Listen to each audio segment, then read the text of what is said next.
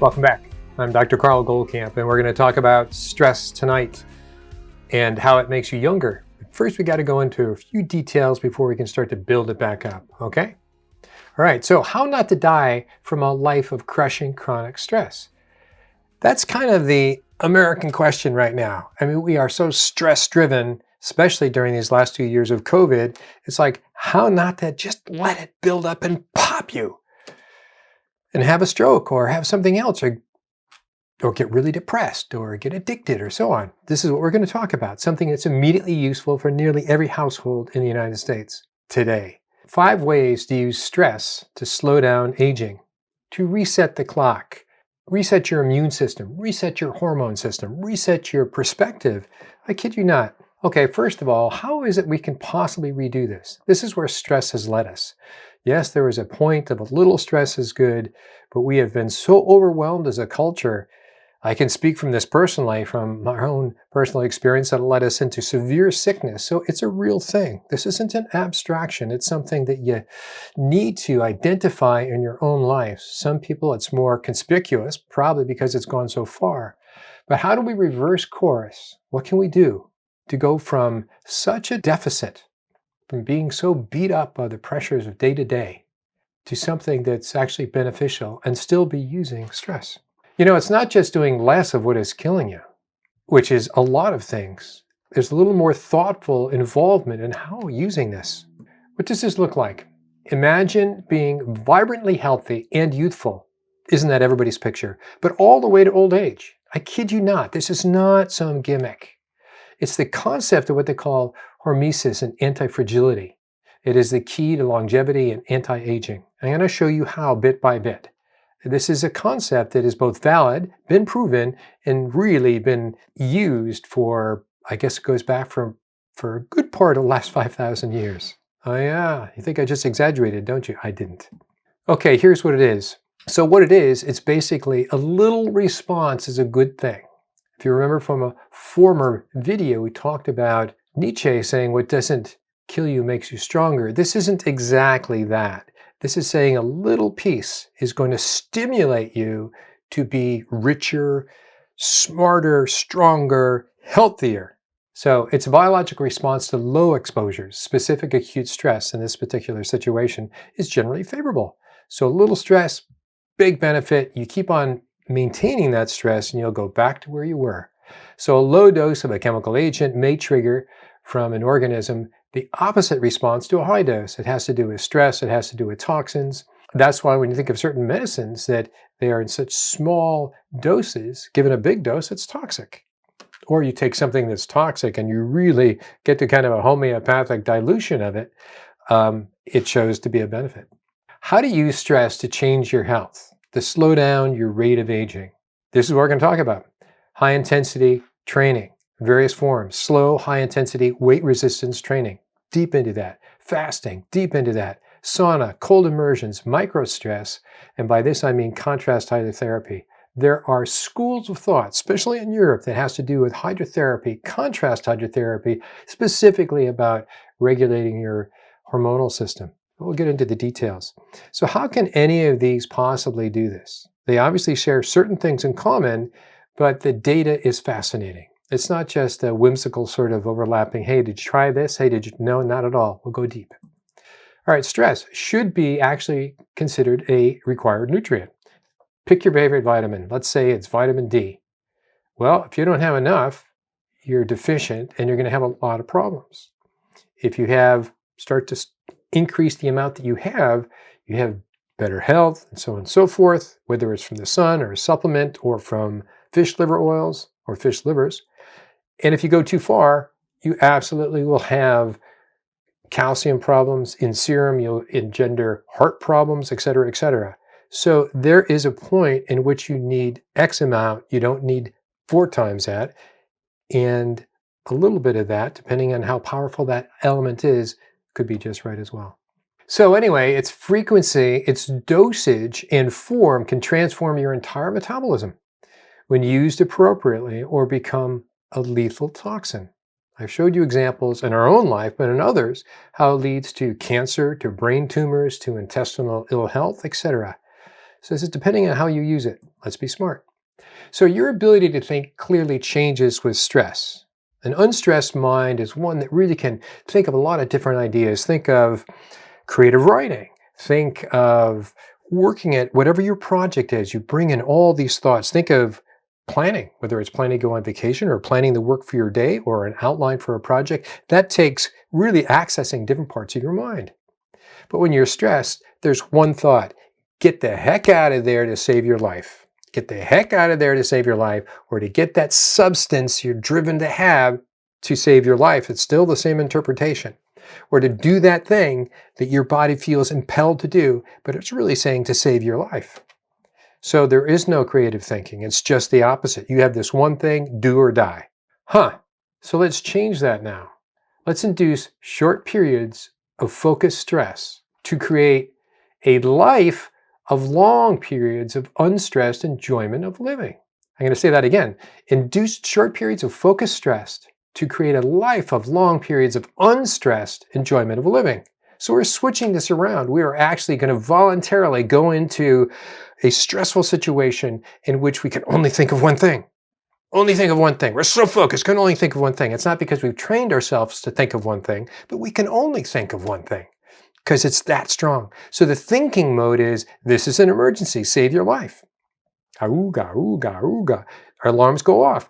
This is an emergency, save your life. Whereas the unstressed thinking mode is, life is rich and there's so much to discover. So high intensity training, and there's a lot of forms of this. I'm going to focus on one. I could have used other examples. I'm going to focus on the one that I used. High intensity training, slow, high intensity weight resistance training. Inducing a healthy stress momentarily breaks the chronic stress. Seriously? Seriously. Just pictures of us at the gym. There's Judy down there. There's me up here. You have to do this. Ideally, it's a count of 10 out and 10 back at a weight that you can not do for longer than 90 seconds. That's a minute and a half. And no less than about 40 seconds. So you'll get to the point that you can't do 131 seconds. It's in there someplace. But you know you can do, because somebody's timing you. Somebody's saying 1, 2, 3, 4, 5, 6, 7, 8, 9, 10, over and over again. Okay, so the objective here, what is the objective here? The objective here takes maybe 30 minutes twice a week. You could act, if you really get efficient, you can get this down to 15 minutes if you had your own gym, if your equipment didn't have to wait for it. So 30 minutes twice a week, seriously, that's all it takes. So this is not a big commitment of time.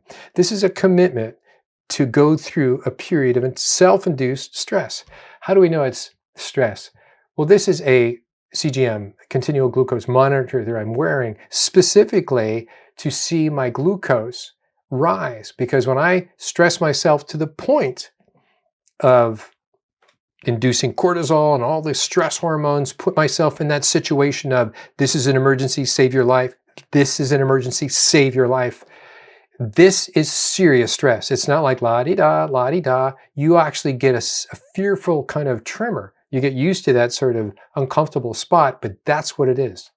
And so you see that, here we go, my average, that was 76, 86, that my glucose went up almost 70 points, and then it starts to come down. That's a HIIT session. Really important. Let's look at some other exercises. So here is a high intensity interval training. So that's HIIT. Lasted about 30 minutes. It had a pretty similar effect, not quite as high. So kettlebell routine that we do sometimes. A total session about 30 minutes. And here's our blood glucose up there. I didn't get a measurement at the peak. It's hard to, when you're really in this, you can't go, oh, I'm going to measure it now. Because there's basically, you wave your phone underneath, which is pretty neat. So cardio, 45 minutes. A BP of 130 to 140 minutes for 45 minutes didn't raise my blood glucose. So it was not sufficient enough to create that high intensity training peak. So it's the peak we're after, that threshold we're after. We have to get there. This isn't just exercise, la-di-da, la-di-da. No, this is short. I'm really being serious when I say your thinking mode is, you can think of only one thing, save your life. That's the kind of stress you're doing. So here's the slow HIT, high intensity training, definitely slow HIIT training glucose levels 150 plus. Total time was 27 minutes on this particular day because we measured it out. So this is why cardio is not as effective as slow, high intensity training, weight resistance training. Intensity is the key. Cardio doesn't activate your adrenal glands. You need something to put you in that thinking mode of this is an emergency, save your life. Okay, here you go. The most important part of HIIT is reaching threshold. You have to push yourself to what I keep saying of this is an emergency, save your life. You feel, You can't think of other things. You actually are devoid. We count for each other because you can't count for yourself. There you go. Same graph, same picture, but it's threshold we're talking about. That's not threshold. Get to the point, and what happens is you then start the next 2 days is a metabolic change. The next 48 hours is a metabolic change. Unbelievable. Absolutely unbelievable.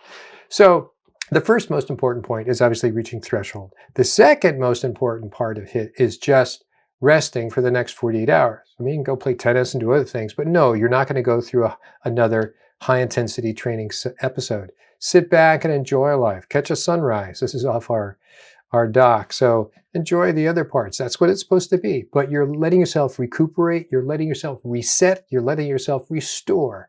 Very, very important. Okay, exercise. It's all about intensity. So don't be thinking, if you're not an exerciser at all, something is better than nothing. But at some point, you're going to get to, I need to induce a little intensity.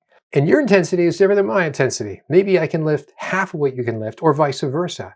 Anybody can do this. Any age, anybody can do this. So it's all about intensity. It can make you smarter, happier, have more neurons. Hey, there you go.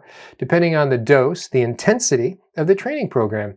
It is the intensity of the exercise that's important, no matter whether the exercise is self-selected or imposed.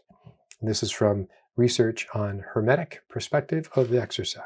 Okay, this is a Freestyle Libre that we use. This is what it looks like. You can get a meter with it, and I have both, and you can use your phone, which obviously makes it more convenient. I like their printout better when you use their meter. But so it's Freestyle Libre, so glucose levels allow me to know, you're looking back, of course, that you got to the right point. You got to threshold. It's really interesting to see that. And this is just sort of examples. This is not me. It's just an example of what it allows you to look at. What is the way back from too much chronic stress? Stress, recovery, adaptation. Stress, recovery, adaptation. Remember that? You have that short window of stress to reach threshold, thinking that this is an emergency, you have to save your life, and then you restore. You rest. You let yourself recuperate. So this is what it looks like. You've stressed, you feel terrible, but you recuperate and you come back stronger. You push yourself a little more and you recuperate. Recovery. And you get a little stronger. This is how this happens. One of the benefits is for men specifically, but also for women, is that by reversing chronic stress, testosterone returns to normal range. This is just a measurement on looking at men of testosterone itself. Without testosterone, you do get the bellies and so on and so forth. You get a lot of other problems as well. But you can reverse that pretty straightforward. Compound high-intensity training increases testosterone, but endurance training decreases it. So I'm not just talking about exercise here. I'm talking about high-intensity training. Intense weights that you can only perform for 2 or 10 repetitions. We count out to 10 and back, as I told you, using more muscles the better. Instead of just a machine, and we do use machines, but we use free weights as well. Nice thing about using a machine initially is that you're in a safety, you get your form down. This has to be good form, okay? So doing squats made the body produce more growth hormone and testosterone than using machines for similar exercises. Train using squats, deadlifts, rows, chin-ups, presses, etc. when possible. So you might work up to this by learning good form. Strength training can induce growth hormone and testosterone release regardless of age.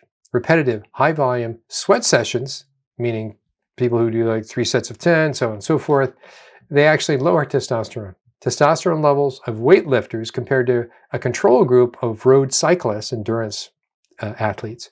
Weightlifters had the highest testosterone levels. Endurance riders had the lowest. Chronic endurance training suppresses testosterone levels in men and in women as well. Okay, then let's take a look at some of this. The benefit. Here we have insulin, glucagon, which are similar. not I can explain that here right now, but this is what we look at. Glucose, hemoglobin 1AC, which is basically giving you an average of your glucose over the last 90 days. Homocysteine, insulin-like growth factor is what we're going to talk about here. IGF, insulin-like growth factor, is what they call a proxy for growth hormone. You can't measure growth hormone directly.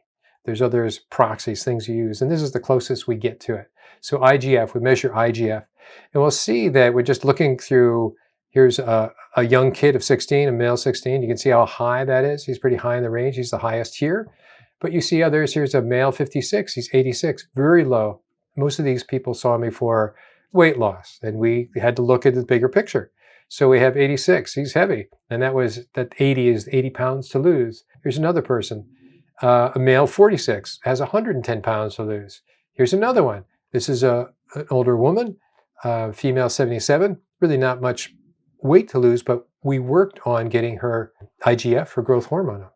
So high intensity training increases growth hormone. Why is this important? Why is increasing your growth hormone, not all the time, due to exercise? You don't have to take anything.